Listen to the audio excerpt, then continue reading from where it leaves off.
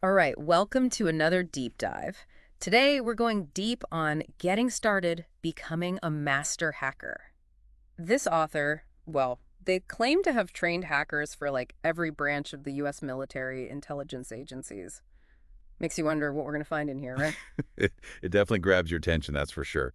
One thing that jumped out at me right away was just how many different skills it takes to be a quote-unquote master hacker. Okay, so like not just knowing how to code then. What else are we Yeah. talking about? Coding is a huge part, sure, but it's way more than that. This book says you need to know just about every area of IT. Networking, databases, security systems. It's like got to connect all the dots in a way most tech people never even try. So it's not enough to be a specialist, got to have the whole puzzle and know how it fits. You got it. And then there's the stuff you wouldn't normally think of with hacking. Social engineering, just being persistent, even like plain old problem-solving skills. Social engineering, that sounds more like psychology than computers. Why is that so important for a hacker? Because people are usually the weakest part of any system. Think about those phishing scams, people giving away passwords, or a hacker just keeps poking around till they find something. It's those soft skills that let them get in where others wouldn't even try. So, gotta know the tact, A&D, how people think. That's a scary combo, but honestly, if someone's just starting out, it's gotta feel overwhelming or even to begin. Oh, for sure. Can be intimidating. But the book has this clear starting point, Kali Linux. It's basically the hacker's operating system. Comes loaded with every tool you'd need. So, if Kali Linux is like my hacking HQ, what kind of tools are we talking about here? You've got everything. Wireshark, that lets you see what's happening on a network. Nmap for scanning and finding weak spots. Then there's Metasploit, which is a whole framework for, well, actually exploiting those weaknesses. Whoa, hold up. Before I go downloading all this stuff, is it even safe to run Kali Linux, like on my regular computer? Don't want to accidentally break everything? Good point, and the book addresses that too. It says use a program called VirtualBox. Lets you run Kali safely, like within your normal system. A computer inside your computer. Ah, so it's like a safe space to play around without messing up my real stuff. That's a relief. But even with the tools, what's the actual process of hacking look like? The book breaks it into 4 stages: reconnaissance, scanning, exploitation, and post-exploitation. Each one's super important to get right.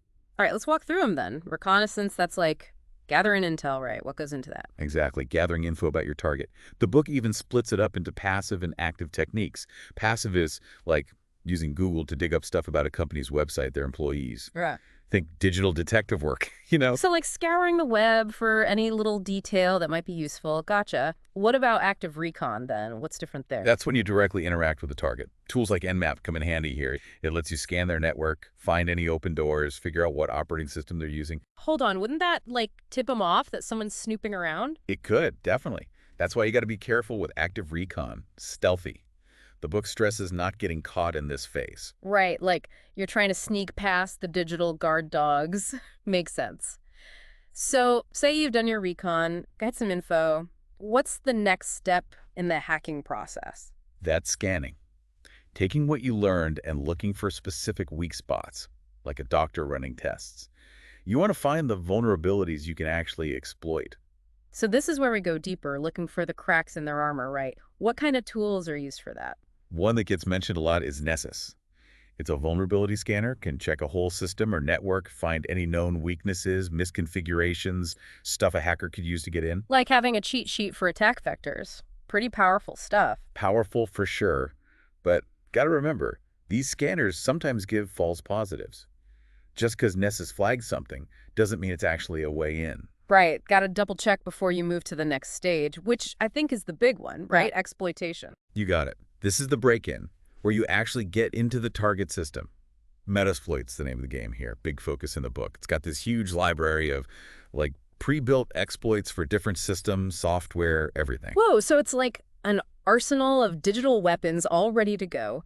Can you give like a real-world example of one of these exploits, something out of Metasploit? Well, the book keeps coming back to Eternal Blue. It was an NSA exploit that got leaked, and it was used in those big ransomware attacks, WannaCry and NotPetya. Remember those? Oh yeah, Eternal Blue, those names definitely ring a bell. Caused a lot of chaos. How'd that one even work? What made it so effective? It exploited a flaw in Windows, let hackers run their own code on any vulnerable machine, basically gave them full control. Man, that's scary stuff. Shows how much damage just one exploit can do. Yeah, it was a big wake-up call for the cybersecurity folks. Made it Yeah. clear how important it is to keep your systems patched, software up to date, all that. Okay, so you've gotten with your exploit. What then? What's this post-exploitation phase all about?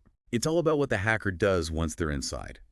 Could be anything from getting even higher access, moving to other systems on the network, stealing data, planting malware, covering their tracks. So they've gotten through the front door. Now they're free to roam around and cause all sorts of trouble. Pretty much. And the book says it's crucial to understand this stuff from both sides, the attackers and the defenders. Knowing what they might do helps you stop it. Makes sense. Got to learn the enemy's tactics to stay ahead. So knowing how to hack is just as important for preventing hacks. Absolutely. Same skills, different goal, all about perspective. Man, this has been a fascinating deep dive already, and we're just scratching the surface. Back again for more deep dive. We're still exploring getting started, becoming a master hacker, and things are about to get really interesting. Before we took a break, we talked about the different parts of a hack, how knowing them helps you both attack and defend. Now, I want to dive into some of the actual tools and tricks hackers use. Great place to pick up. The book gets into some pretty cool stuff. One that caught my eye was Python. It's a programming language, but it seems like hackers love it. Why is that? Yeah, curious about that too. What makes Python so good for hacking? I mean, wasn't really made for that, was it? Nope, not originally. Uh-huh. But it's so versatile, has tons of libraries, and the code itself is pretty simple to write. Makes it perfect for building your own hacking tools and scripts. So instead of using pre-made tools, you can use Python to make your own specialized ones. Makes sense. Any examples of how that would work? Sure. Imagine a hacker wants to scan like a whole bunch of websites to find weak spots. Instead of doing each one manually, they could write a Python script to automate it. The script could use libraries like request to grab the web pages and Beautiful Soup to like analyze the code looking for signs of a vulnerability. So it's all about making things faster, more efficient. But before we go off writing hacking scripts, maybe we should circle back to something the book keeps mentioning: virtualization. Right on. Virtualization is super important, especially when you're messing around with stuff like Kali Linux and potentially dangerous scripts. Yeah, we talked about VirtualBox earlier, lets you run Kali safely, like a sandbox. But how does virtualization fit into hacking as a whole? Oh, it's used everywhere. Hackers might use virtual machines to create like a whole network of zombie computers. They call it a botnet. They use those for those big denial of service attacks, the DDoS attacks you hear about. Or they could use virtualization to test out malware safely without risking their own system. So it's not just about protecting yourself, but creating this like flexible environment for different kinds of attacks. Okay, let's get back to the hacking process. We've got our 4 phases: reconnaissance, scanning, exploitation, and post-exploitation. I want to dig into the actual tools and techniques used in each one. Sounds good. We touched on recon earlier, but the book goes deep on the tools. One that stands out is Shodan. Shodan, never heard of it. What is that, and how does it help hackers gather info? It's basically like a search engine, but for devices connected to the internet. You can use it to find specific types of devices like webcams, routers, those industrial control systems, anything online. Hold on, so you're telling me I could use this Shodan thing to find like all the webcams in a city? Kind of creepy, but Yeah. also kind of powerful. It's a powerful, and like any tool, can be used for good or bad. Security researchers use Shodan to find vulnerable devices and warn people, while hackers might use it to, well, find targets for their attacks. The book even mentions an example of using Shodan to find industrial control systems that weren't secured properly. Imagine if those got hacked, could have real-world consequences. Yeah, not a good thought. Shows how connected everything is these days and how security is more important than ever. Okay, we've used Shodan to find some potential victims, targets. What about those tools for active recon, the ones that directly interact with the system? We mentioned Nmap before. Any others? Yep, there's a bunch. One from the book is WhatWeb. WhatWeb? Catchy name. What's that one do? It's for website fingerprinting. Basically, it gives you info about all the tech a website uses, like the server software, programming language, frameworks, plugins, all that stuff. So like a detective kit for websites, how does knowing all that help a hacker? If they know exactly what a website's built with, they can find the weaknesses. Like, if it's running an old version of something, they can search for known exploits for that version and use them to get in. So it's all about finding the chinks in the armor. All right, so we've done recon, found some potential vulnerabilities. What's next? Time for the main event, right? Exploitation. You got it. This is where the magic happens.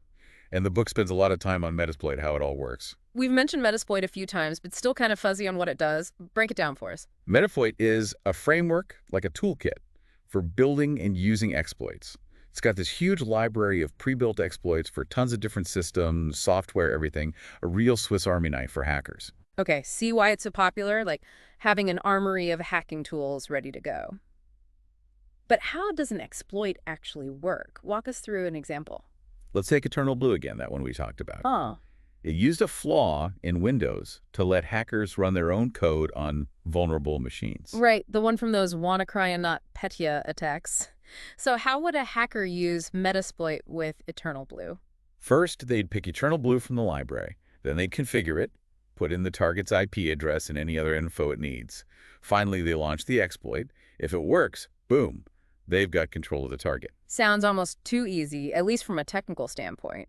But I bet there's way more to it than just clicking a button. Oh yeah, definitely. To use these exploits, right, you got to know a lot about networking, operating systems, programming. It's not just running a tool, it's understanding how it works, adapting it to the situation. A lot of skill involved, not just blindly running scripts. Exactly. And even if the exploit works, the job's not done. That's where post-exploitation comes in. The hacker starts really digging into the system they've compromised. Right. We talked about some things they might do. Getting higher access, moving to other systems, stealing stuff, planting malware. Sounds like a whole other level of hacking. It is, and it often needs a whole different set of skills and tools. Yeah. The book gets into some interesting post-exploitation stuff like privilege escalation. Privilege escalation, what's that all about? Say a hacker gets into a user account on a system. That user might not have much power. Privilege escalation is all about exploiting flaws to get higher level access, like administrator rights. Gives them way more control, lets them do more damage. So like going from a guest account to the admin account. Yeah. Huge difference in what you can do. You got it.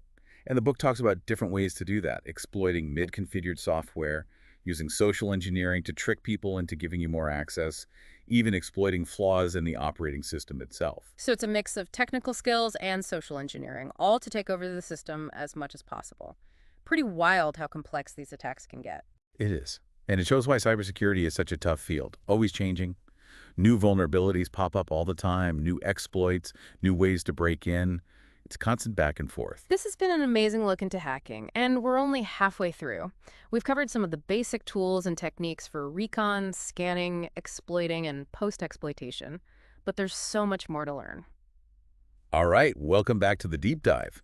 We've been digging into getting started becoming a master hacker, and let me tell you, things are about to get really interesting. We're going into some like spy movie territory here, password cracking and social engineering. Definitely some of the more fascinating and potentially dangerous parts of hacking, for sure. And the thing is, they often rely on exploiting people, not just technical weaknesses. Okay, so let's start with password cracking. Sounds super complicated. Are we talking like supercomputers crunching numbers for days? Well, those brute force attacks, the ones that just try every combination, yeah, those can take a lot of computing power. But there are smarter ways to go about it too. The book talks about using word lists, basically just lists of common passwords. So instead of random guesses, you use password that people are actually likely to use. Seems kind of obvious, but I guess it works. It works way more often than you'd think. You'd be surprised how many people still use stuff like password 123 or their pet's name. Hackers know this, so they usually try those common ones first before getting fancy. Good reminder that we're often our own worst enemy when it comes to security, making it easy for them. But what about when those simple word lists don't work? Is brute force the only other option? Not always. There's also dictionary attacks. They take words from a dictionary and try common substitutions, like replacing A with at or E with 3. That expands the possibilities a lot. So it's like brute force, but a little smarter, uses patterns to narrow things down. Makes sense. What about the actual tools? What do hackers use to crack passwords? Two big ones the book mentions are John the Ripper and Hashcat. They're designed to, like, automate the whole process, testing passwords against the target system. Can use word lists, dictionary attacks, brute force, whatever you need. John the Ripper, Hashcat. Those names sound straight out of a hacker movie, haha. But I bet you need to know a lot of technical stuff to actually use them right. There's definitely a learning curve, but the book breaks it down pretty well. One thing it stresses is speed, how important that is. Hackers are always trying to crack passwords faster, whether it's by tweaking their tools, using more powerful hardware, or coming up with new techniques. It's like an arms race, huh? Hackers and security folks constantly trying to one-up each other. Okay, enough about password cracking for now. Let's talk social engineering. This one seems even sneakier because it's all about manipulating people. Exactly. Social engineering is all about using psychology to trick people into giving you information or access. It's super effective because it bypasses all those technical defenses, goes right for the weakest link. Right, so we're talking phishing emails, those messages that try to trick you into clicking something bad or downloading a virus. I feel like most people know about those now, though. Are there, like, more advanced types of social engineering? Oh yeah, tons. Phishing is just the beginning. The book talks about spear phishing, which is way more targeted. The attacker does their research on you specifically, then crafts a message just for you, designed to gain your trust. So not just a random email blast, but a personalized attack. That's kind of terrifying. Got an example of what that would look like? Say a hacker wants to get into a company's finances. They might research the CFO, then send an email that looks like it's from the CEO, asking for an urgent money transfer. If the CFO falls for it, bam, the hacker's got access to the company's bank account. No way, that's crazy. Like something out of a movie really makes you realize how vulnerable we all are to this stuff. We are, because it plays on our natural instincts, to trust people, to want to help, to avoid conflict. The book makes it clear that being aware is the best defense. The more you know how these tricks work, the less likely you are to fall for them. So be skeptical, double check everything. Don't just believe what you see. Good advice for everyone, not just hackers. But before we wrap up, want to circle back to something we mentioned before. The whole ethics of hacking. This book is for people learning to hack, but it also seems to say, use this stuff responsibly. Yeah, that's one of the things I like about it. It doesn't shy away from the ethical side. It makes it clear you can use these skills for good or bad, and it encourages readers to be ethical hackers, the good guys. So what exactly is ethical hacking then? How is it different from the bad kind? Ethical hackers, they use all the same tools and techniques, but they do it with permission. They're basically hired to break into systems, find the weaknesses, and help make things more secure. So like a security consultant, testing a company's defenses to make sure they're strong enough to withstand a real attack? Exactly. And it's a growing field for sure, especially with cyber attacks getting more and more complex. The book even mentions some certifications, like the Certified Ethical Hacker, the CEH. That helps you build credibility, shows you know your stuff. This has been an awesome journey into the world of hacking. We've gone from the basics of Kali Linux all the way to password cracking and social engineering. It's clear that hacking, it's not just about technical skills, it's about understanding how people think too. And like we've learned, these skills can be used for good or bad. It's up to each person to decide what they're going to do with that knowledge. Couldn't agree more. Knowledge is power, and in the world of hacking, that power can be used to create or destroy. It's a big responsibility. Well said. And on that note, that brings us to the end of our deep dive into getting started becoming a master hacker. Thanks for joining us on this adventure. Hopefully you've learned something new, got a better understanding of this whole hacking world. Until next time, stay curious, stay safe, and remember, the choice is yours.